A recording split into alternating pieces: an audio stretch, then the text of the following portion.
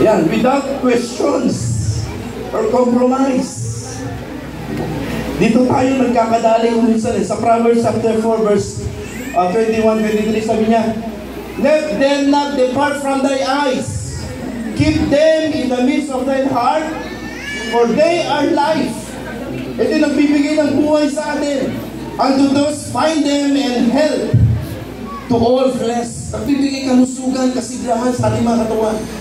Kaya sabi niya, keep thy heart in all diligence, for out of it are the issues of life. Lahat tayo may issues sa buhay.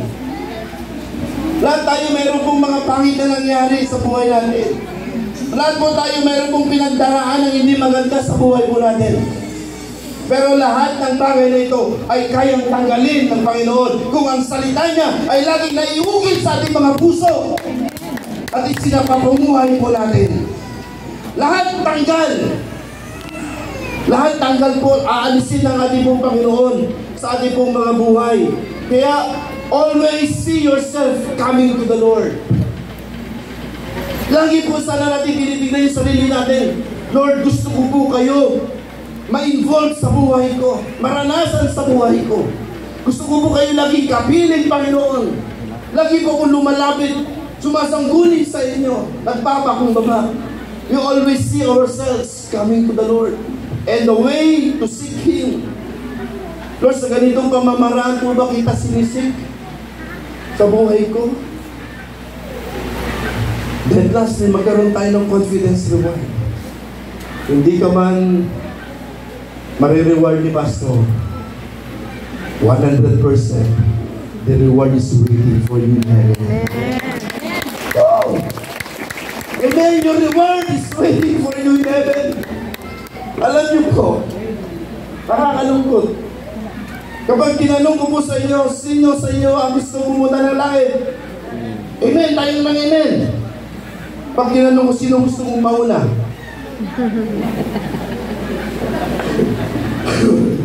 Tingnan nyo, natatakot tayo eh. Hindi ba natatakot tayo eh? Kaya habang tayo po na sa mundong ito, huwag natin sayangin ang pagkakataon. Umabot man tayo ng 60, umabot man tayo ng 70, or 80, or 90, or 100 years old sa mundong ito. Pero kapag sinayang mo ang buhay mo, lahat mo ay mawawalang kabuluhan. Sa mga music din, kahit tayo po'y pinakamagaling tumugtog, mag-lead ng praise and worship, kung hindi naman tayo pinakamaligit, magaling na magpuri sumamba sa Lord, walang kabuluhan. Amen. Kahit gaano po tayo mag-praise ng salita ng Panginoon, kahit gaano po tayo makikinig ng kanyang salita, pero kung maraming question mark sa puso't isipan po natin, wala rin pong kabuluhan. Wala rin pong kabuluhan.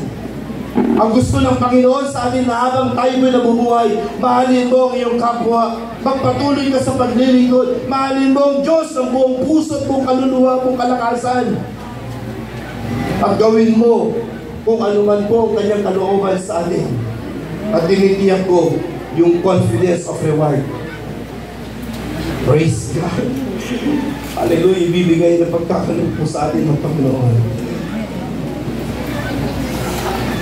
Faith is the foundation of life. In 2 Corinthians chapter 4 verse 18, while we look not at the things which are seen, but at the things which are not seen. For the things which are seen are temporary, but the things which are not seen are eternal. Eternal. Yung pananampalataya mo ba nakikita mo? Hindi mo nakikita. Pero nag-work sa buhay mo. Nag-work sa buhay mo. Habang nakikinig ka ng salita ng Lord, alam niyo po, nag-work na po ang faith sa puso mo, sa buhay mo. Habang nakaupo ka po ngayon dyan, habang nagtitingin ka di word ni Lord, di niyo pamatin ngayon, pagtatrabaho ng itibiyat mo. Pagtatrabaho ng itibiyat mo. Kasi di mo nakikita. Pero nararamdaman mo at nararanasan mo yung kanyang pagkilos. Praise God. At instead na puro negatibo lalabas sa isipan mo, puro positive na lang. Yes, Lord. Susunod pa rin ako sa iyo. Yes, Lord, kakayanin po namin ito. Yes, Lord, magtatagumpay po kami, Panginoon. Yes, Lord, titibay ang aming pundasyon sa aming pong pananampalataya. And in my conclusion, sabi niya, afflictions and trials are coming. Are you ready for them? Nakahanda po ba tayo? Strong faith will not faint in adversity. Ito po yung isipin ko natin, alam. If church member, tayo lahat, had a strong faith, malakas na pananampalataya, matibay na pananampalataya, the pastor work will be made easier and he could lead them higher. Amen po ba?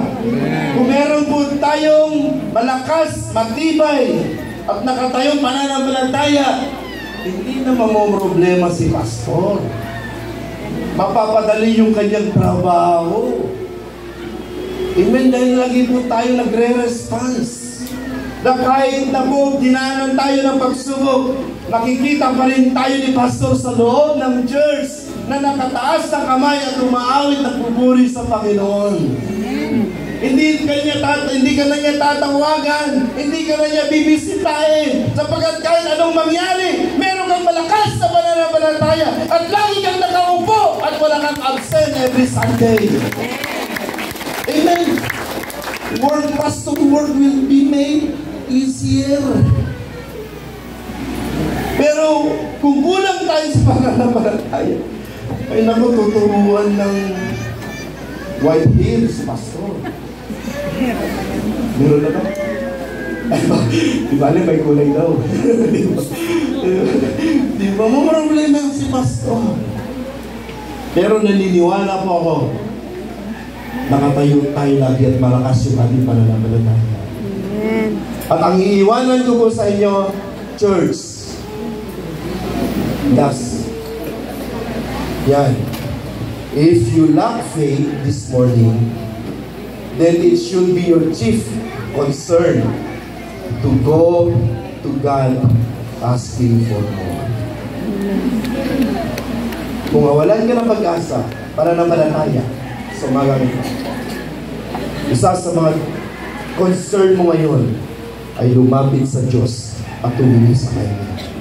In Luke chapter 15, sabi ng mga disciples, Lord, increase my faith. Increase my faith.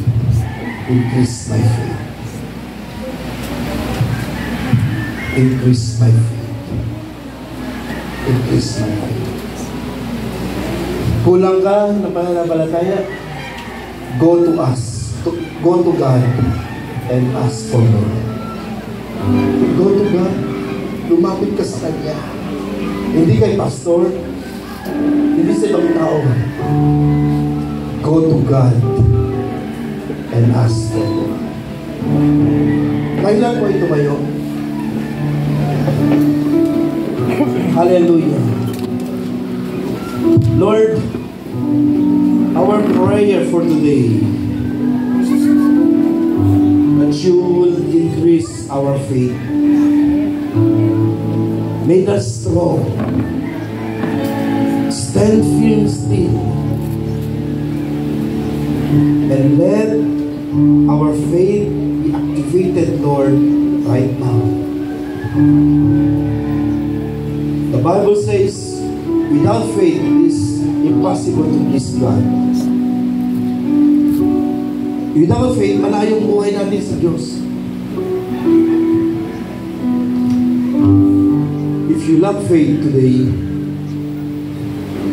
go to God. Lumapit ka sa Kanya.